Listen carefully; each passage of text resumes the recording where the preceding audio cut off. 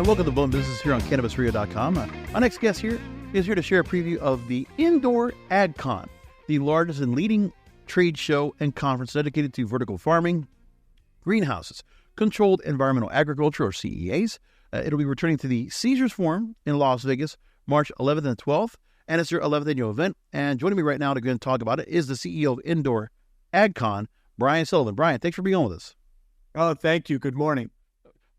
So, Brian, thanks for being on. It's nice to go ahead and get to hear about a new conference that's coming to the fray for the cannabis audience, because in the area of agriculture, it's one of those where what you're doing right now for this event coming up, in only a few weeks, the chance for the cannabis industry to go ahead and be a part and really attach and connect with those in agriculture to get some real tangible thoughts, for people that obviously have a lot of experience and a lot of forethought in terms of what they can provide in terms of best practices and strategies in the greenhouses, in the indoor grows. Now, in the show itself, you're bringing together farmers, growers and cultivators, ag tech leaders, suppliers, advocates, and enthusiasts under one roof. You'll have over 80 plus speakers, 4 tracks. One area is planning and operations, one is grower, one is cultivating possibilities, and we're going to talk about this after the break, but a new cannabis track, which I'm going to ask about that. Now, first of all, before we do anything, I want to get an idea where we just learned about the conference about ourselves not too long ago. What is it that this approach now, after 11 years, bringing the cannabis industry and embracing them into the show? We were talking before that you've had a lot of cannabis industry types attending at the show, but now this is the first moment they have their own set of tracks for a show that is also attached to agriculture. That's correct. The show is going into its 11th year, and it's growing now. The facts are that myself and 2 others purchased this event in 2018. It was pure agriculture, a lot of vertical farming for agriculture, what was the focus on it, and there was a lot of manufacturers talking to manufacturers. So when we purchased the event, we did a quick one in Singapore, and then we came back into the U.S. and we did a small one in 2019 in Vegas. And at that time, we kind of just did what the event was doing, and we decided after the Vegas show that we would throw out the baby in the bathwater and look at it a bit closer. So when we did that, we got it all ready for 2020 with a new, with kind of like a new focus, and then COVID hit. So the event had a pause like all the other trade shows and things, and the focus was spread out into 2021 when we relaunched. And the change in the focus was not just having manufacturers, but having growers, farmers, and those types of folks come in and take a look at what was happening. So the Renaissance kind of has been blossoming since then, so to speak. And it's bringing the growers in to see what the manufacturers has really accelerated the growth of Indoor AgCon. It's been all the folks that have new technology, substrates, watering, trace, all AI are all these types of issues that have hit in the agriculture arena. And with that, we've got to embrace a lot of leafy greens and foodstuffs and those types of products. But recent to that, the cannabis industry has come and started to take a look at us, and we've been speaking with a lot of folks in the cannabis arena saying, hey, can you help us understand a bit more of what's going on in closed environment and in the technology of growing? And some cannabis folks have said that we're doing really well in cannabis, but now we want to branch out and go a little bit further. So talk to us about leafy greens and things. And a lot of the avenues are the same. So I think that was kind of the genesis of us adding a new track of cannabis information or cannabis education. Well, Brian, I want to bring that up. Like I said, I want to bring it after the break, but there's a few things I want to just to get an understanding of what the show is doing, because there's a few more attributes we need to go ahead and put into the mix here. So Great. As you said, you have cannabis growers now that I guess if they're only able to go and rotate 1 year of crops, that what are they going to do with the rest of the time they have their grows set to go? if it's not rotating, I mean, there's a lot of farmers that will do a thing where they will just rotate crops. They'll do different crops on the same ground, every year, and they'll just rotate it by the season. One of those things is too is that, like you said, if the same ground can be used for cannabis, can be used for leafy greens or some other agricultural products. I mean, whatever vegetables it could be, whatever it could be. One of the other things that you have is that not only are you recommending and offering those ideas of the cannabis industry coming to the show about this diversification, but you also connect yourself to another event going on at the same time in the same venue, the NGA show, the National Growers Association show. And that's associated with those under the IGA model. So the Independent Grocers Alliance. So any supermarket you ever see that has the red and white IGA logo on the store, these are the grocers and the retailers that are being represented. So not only do you have the fact that, okay, we're going to show you what else you can grow in your greenhouse, well, we're also going to show you and introduce you to people that you can also work with to wholesale or retail and sell to grocers that will take your product to market. That's correct. What happened is that was another COVID thing that had popped. The National Grocers Association was producing the NGA show as we know it in Vegas, and at that time we lost our facility, our venue that we were going to have, and we were searching for another one. And I happened to know the folks at NGA, and I called them up and I said, "Hey, I think you might have a little extra space.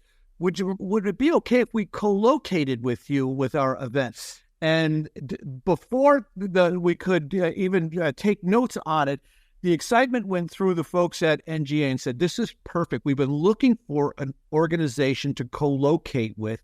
And this is perfect because, you don't really want a competitor right next door to you. So we're not competitive. We're complementary." And so working with the NGA and the folks there all under one roof has been a good avenue for us on it.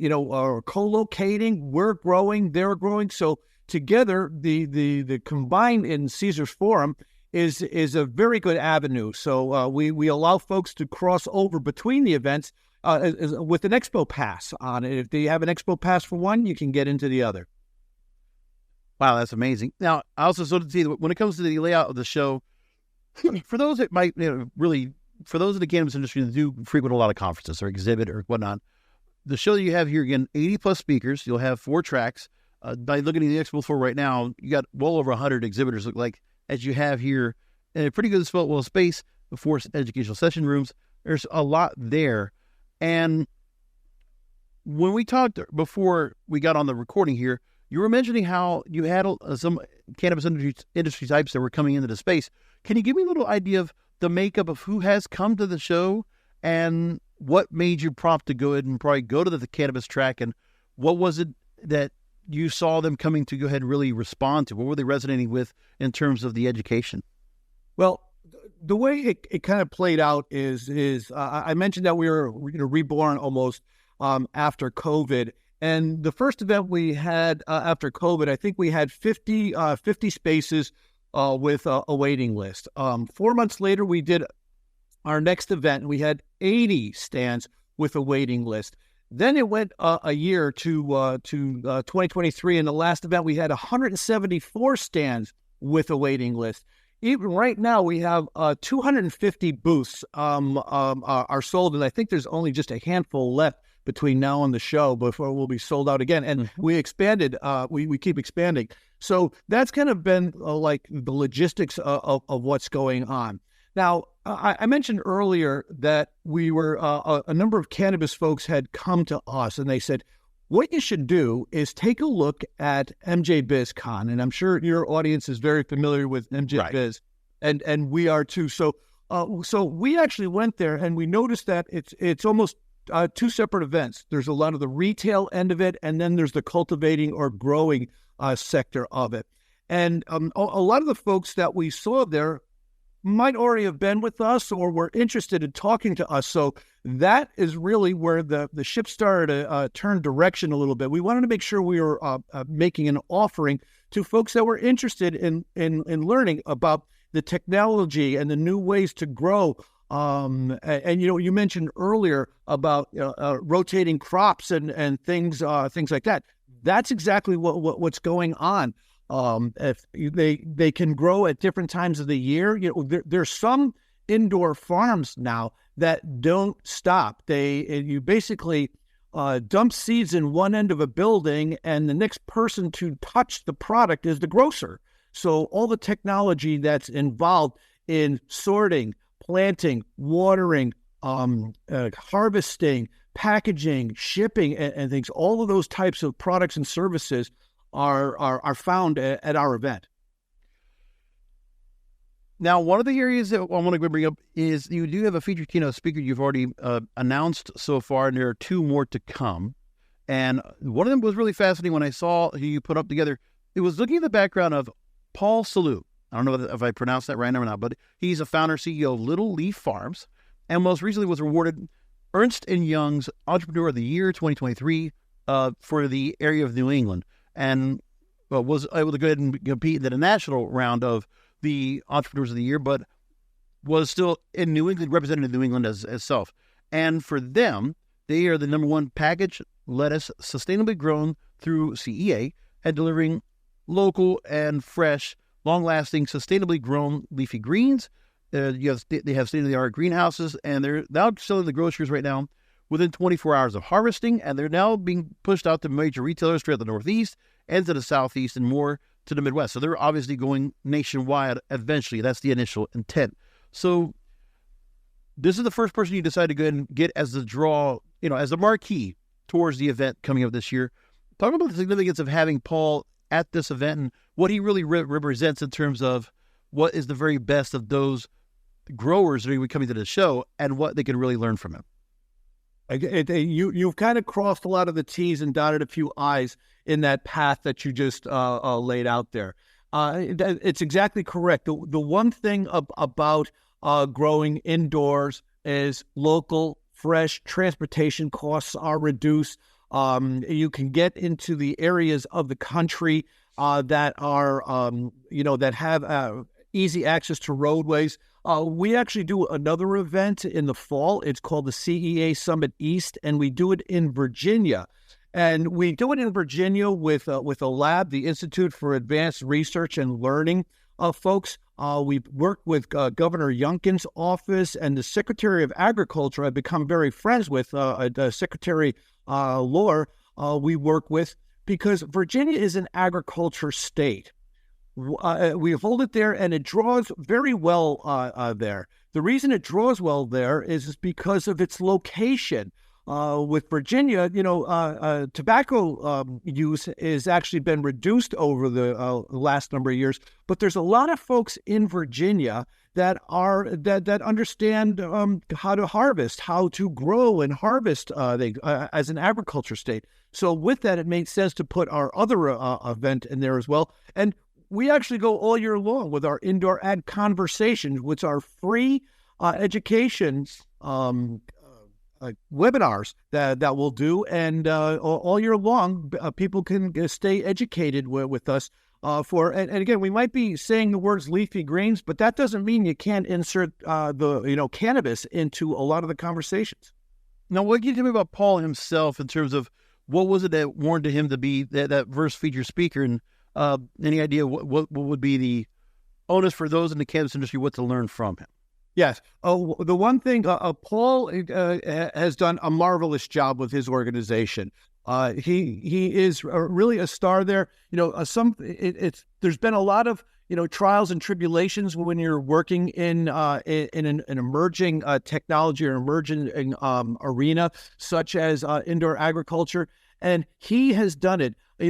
Some folks have had, trouble, understanding all the paths. It's not you just, start a farm and things go along. So the reason Paul is being recognized so much is because of what he's done. He understands the chain of, growing, the resources, watering, the packaging. The packaging has to be right, that the consumer is looking for. So all the avenues that Paul has taken have led him right into an arena these days of watching weather issues and, having, watering issues, storms and things taking out farms, Paul has made an arena of almost, it's almost industrial farming, so to speak, where everything is going through transportation and everything is wrapped into his product and service so he can ultimately serve the consumer in what they're looking for, local and fresh. All right, we're going to go to commercial break. When we come back, we mentioned we were talking about a new Cannabis Conference track for cultivators that are going to be introduced for the first time at Indoor AgCon. We're going to go and talk about that after a short break. But again, Indoor AgCon, if you want to go learn more about it, everything that's going on with the show, you can go to indoor.ag, indoor.ag. And again, the event's going to be at Caesars Forum Convention Center, March 11th and 12th. So we'll learn more about that here with Brian Sullivan, the CEO of Indoor AgCon, with more Blunt Business after this. Rolling into some sponsors, but we'll be right back with more Blunt Business. Welcome back to Blunt Business. I'm here with Brian Sullivan, the CEO of Indoor AgCon and the Indoor AgCon Conference that's going to be held March 11th and 12th in Las Vegas at Caesars Forum. And for the first time at this event, the 11th annual event, I might add, you're going to be introducing a new Cannabis Conference track for cultivators. And here's some of the sessions. These are the sessions that are going to be held at the event. Now, you'll have Past, Present, or Future, the state of the evolving cannabis landscape. Elevate your cannabis grow, finding the right vertical racking systems for optimal efficiency, Crossroads of Cannabis, MSO evolution and legacy resilience, unveiling the essence, mastering terpene excellence in cannabis cultivation, bridging the gap, integrating cannabis cultivation with a traditional horticulture for operation excellence. So now, in a couple of those areas, first of all, with what you've been doing right now with the tracks, first of all, talk to me about the outreach you've had so far. I mean, just without going to too minute detail, the MSOs, have you gotten any response from them? And have there been any that already have committed to go and be a part of the show in some fashion? I don't have the exact number of MSOs that will be participating, but we always have, because we're kind of like at a crossroads right now where we're into the new year, and it's right about now that our heavy marketing is going on, and folks are starting to raise their hands saying that they're coming. So exactly who's coming is still to be determined, since we're about 12 weeks out from the event. Well, now I'll ask this then. When it comes to those that will be attending, because for the MSOs, we also have the craft cannabis owners. We have those that are the smaller owners. When you look at what the tracks are going to be doing, obviously we want to mention one that does say MSO right in it, but also all this right here, would you say that there is a lot that's to be said where, for instance, if you have those growers that are looking to go in, the makeup of what you have that are independent and those that are large scale, maybe almost corporate size growers, what can you give me as the makeup of that in the controlled environmental agriculture space, those that are small versus those that were very large? What's the ratio of that? The ratio is it's all of them, the way we look at it, because there's a lot of folks that are just starting off into the industry. When those folks come in, they're thirsty for knowledge. They're coming in and watching every bit of it, because they want to grow into a large organization at some point. With investment, they're looking for investment. They're looking at the technology, the AI end of things. They're looking at all the systems, genetics and seeds, and all those different types of things they need to learn if they're going to take the leap in. So they're small investors and those types of things. And then there's, some organizations that are, kind of mid-size, that they're already farming either in cannabis or in leafy greens, and they're looking to learn more to grow. And we also have the large organizations, and the large organizations that are coming in. Those folks are keeping an eye on the smaller organizations, because they know that one of these days that they're going to want to grow up into a larger organization. And actually, they're their target if they're looking, because they all want to be that big organization one day. So the big guys better watch what's going on with the small guys. And when I think about what's the appeal for those coming to the tracks, so I'm talking about from the cannabis industry side, but let's go to the other side. Those that have been coming and existing, have been to the shows exhibiting. attending or probably speaking at the shows, what has been the process so far about the incorporation of cannabis into the show? What kind of feedback have you gotten so far? They're interested. They like it. I mentioned earlier that we had been at the MJ BizCon show, and we were just walking the aisles and talking to folks that were there, and the interest was very high from the manufacturers because it's agriculture. Agriculture has a lot of components to it, and cannabis is a component of agriculture. So, when we say leafy greens, we're saying you can also grow cannabis. There's actually ornamentals. There, folks that are growing ornamental things that eventually get sold through Home Depot or other retail like garden centers and things are also looking for avenues to spread their wings and grow their product better, quicker, faster on it. So that's part of the environment that we live in. Right. Now, with that said, we've talked a lot about growers, but we haven't also talked much about the technology side. So on the cannabis side, obviously, we know there's a lot of people that are using, various products that might have to go and work with metric because it's very much the universal standard now for a lot of companies and to find into compliance. And that's the other area that doesn't get talked about much. Where that's something I always talk about here on the program and on our grassroots marketing series about compliance. But I didn't notice if you had any of that into the agenda right now in terms of regulations. And obviously, cannabis is a different set of regulations than what your agriculture has, because if I'm correct, agriculture probably has to follow what we've heard about as good manufacturing practices. There's a much higher end of regulations that the ag industry must follow, as opposed to what the cannabis industry has. It's a different set of rules. Is that pretty much accurate? And what is there about that'll be discussed in the show? See, that you're absolutely correct. See, what's happening, cannabis is, relatively new, but compared to the agriculture arena. If you roll the cameras back and watch what, happened over the years, the U.S. or of America is an agriculture country, not just by state, but every state is producing some sort of agriculture in the United States. So with that, cannabis is kind of newer because of the regulations that have been on it for years, out of Washington, D.C. So there's those regulations are not as deep as it is with leafy greens and other produce products on it. So the network of availability, cannabis is regulated. I'm in Connecticut. They just opened up, I believe, 20 or 25 facilities, dispensaries and things here. So they're interested in it. But compared to the grocery industry, there's thousands of grocers here in Connecticut and things. So the thirst for those products are so much more. Right. Now, as we talked about the show, and even you already mentioned in one of your other shows that you have that you feature in Virginia, it's a CEA summit, which you'll be featuring later this year.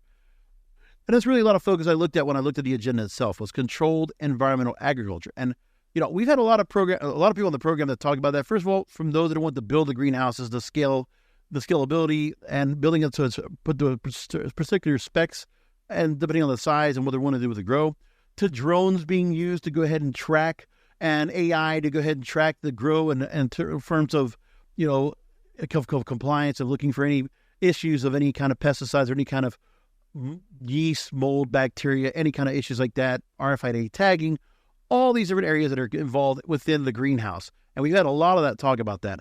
And when we look at it, we know that crops can be grown indoors, and there's the technology for agriculture is advancing a lot, and also demand for local food increases across North America because obviously, for a lot of vegetables, you see your produce department, how many times do you have products that are coming from other countries?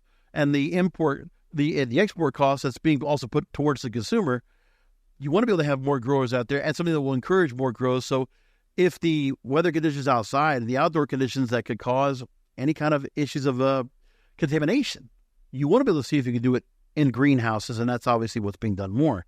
So when it comes to that, what is the focus with CEA at the show? And, for the makeup of the audience there that comes to the event and exhibits, what other areas am I missing that also encompass CEA that people will learn and experience at the show?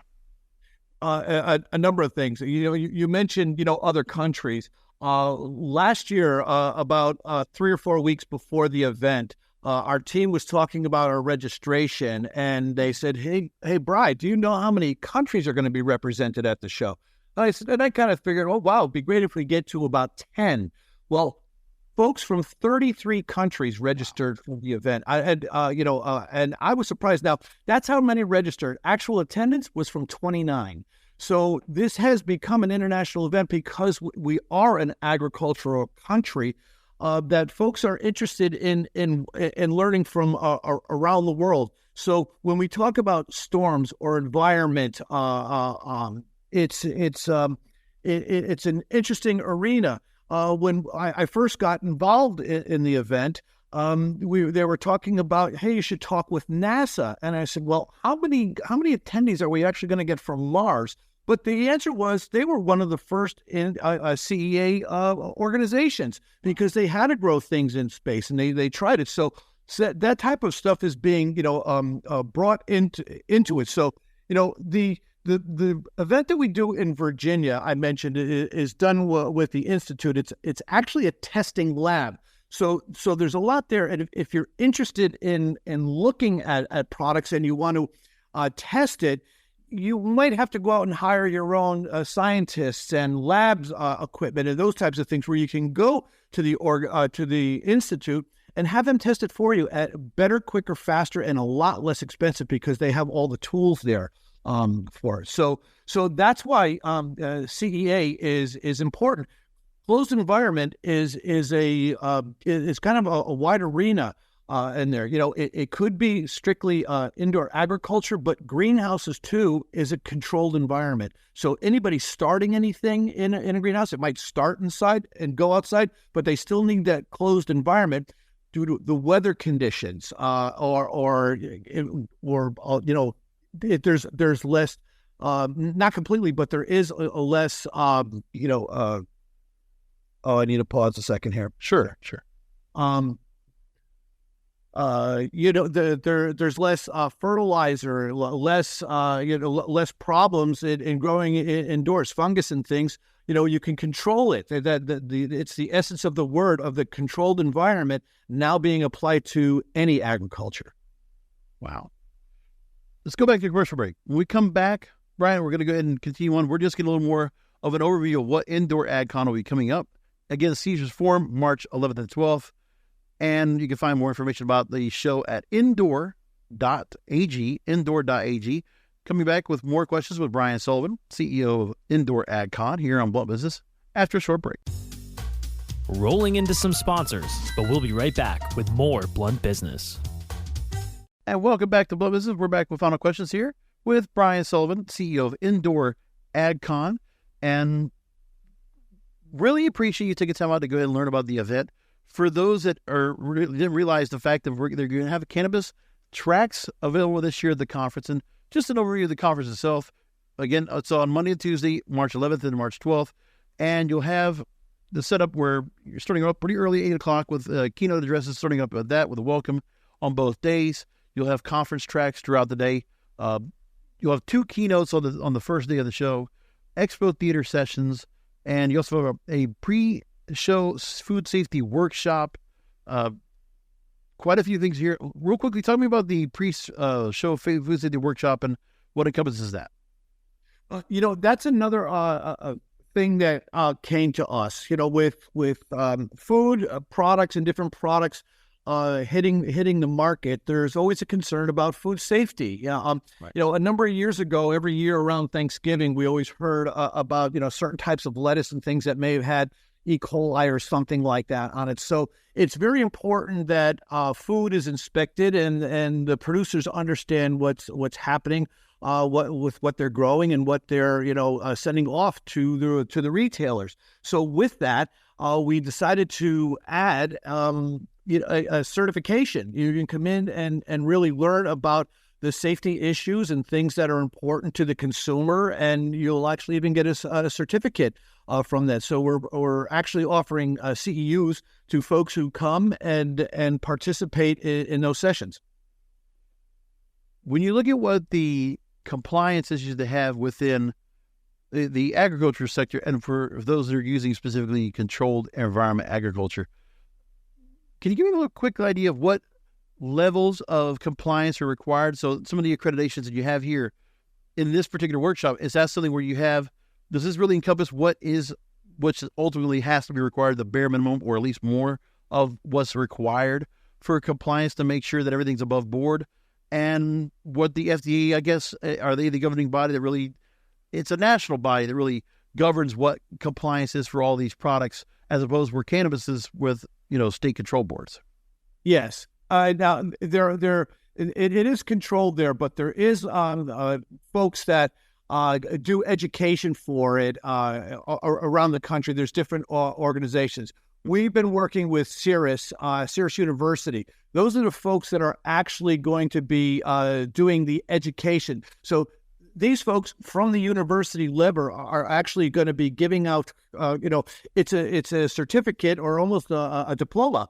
Once they finish with this particular program, to learn, to be sure what to watch out for. There's all kinds of things that can hit food, airborne, and different things that can hit the environment. So it's always best to be aware of these things when you're a producer. So that, again, was a genesis of the folks from the university that come to us and said, we can help offer this. Why don't you allow us to do this? So that's what they're doing. Almost similar to what the cannabis folks came and asked. So let's go and go into the bread and butter of the show when it comes to it. Again, March 11th and 12th, Caesars Forum, Las Vegas. Right now over the website, if you're looking at indoor.ag, there is an early bird deadline of January 26th for your chance to go and get tickets beforehand. And also that this pass also includes access to the expo floor of the National Growers Association show, which is also adjacent to Indoor AgCon. So you have that. And again, the senior sessions, there's so much more to that. So real quickly, talk to me about, for those that should be coming to the show, and obviously you'll still have room right now for exhibitors. You still possibly, by the time we put this out and recording, once we publish this out, we should still have time. What's the deadline on speakers, and what's the deadline on exhibitors in terms of what they should be looking forward to, and why should they go ahead and attend? Why should they exhibit? Well, I'd like to talk about attendance first, because if folks, since this is a new entree for us to get into the cannabis arena, we know we're going to be successful there. But we are offering your listeners a discount of 20%. When they do register on our website, when they ask for a code, if they put in a CAN Radio 24, all capitals, CANRADIO